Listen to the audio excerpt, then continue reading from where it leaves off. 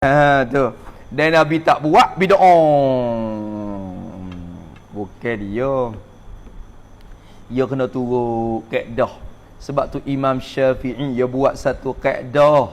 Dia buat kaedah dia dengan rupa usulul fiqh dia. Usulul fiqh ni kaedah syariat dah tu. Kaedah unai dah. Unai-unai dalam syariat Islam. Tu. Tu kaedah dia. Kalau kena pegang kaedah tu, kena faham kaedah tu barulah kita reti sunnah.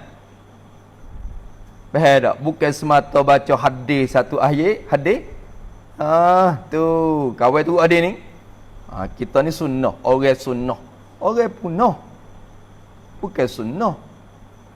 Sebab tu kita yang duk panggil Wahhabi tu orang sunnah. Yang ni orang kampung kadang-kadang.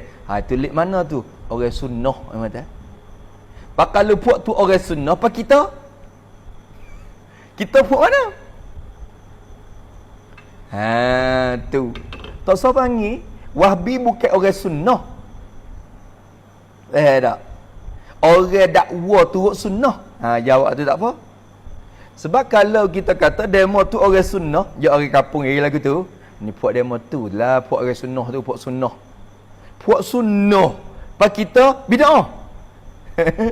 Kita ni hak ada ni puak bid'ah. Tak. Tak. Kita dah hak sunnah. Kita duduk jalan ni ulama, pergi faham sunnah turut jalan ni ulama.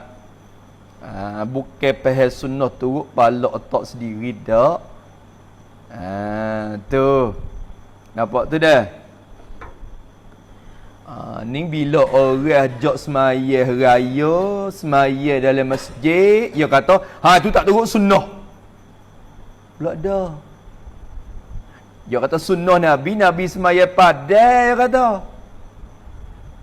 Faham, Imam Syafi'i tak turut sunnah lah. Moga Imam Syafi'i kata, lebih afdal semayah dalam masjid. Imam Syafi'i ni tak turut sunnah. Dia tak berani nak kata ke? Tak berani nak kata. Tu faham sunnah salah orang panggil. Marilah orang Islam, marilah kita turut Nabi. Turut Nabi. Kalau ulama hak kata boleh semaya dalam masjid pun katalah, tak ada apa, tapi kita turut Nabi lah. Jadi sendiri dengan makna demo tu tak ada turut Nabi dak. Tak tu.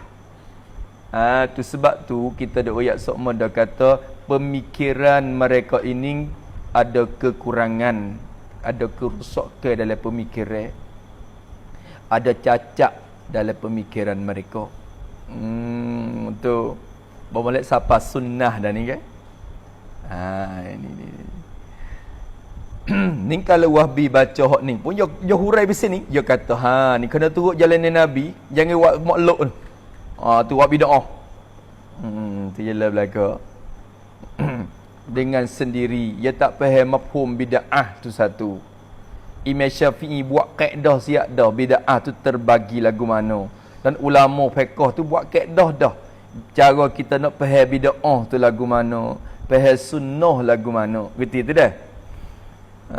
Tu tapi demo ni dia tak faham. Tu. Habis itu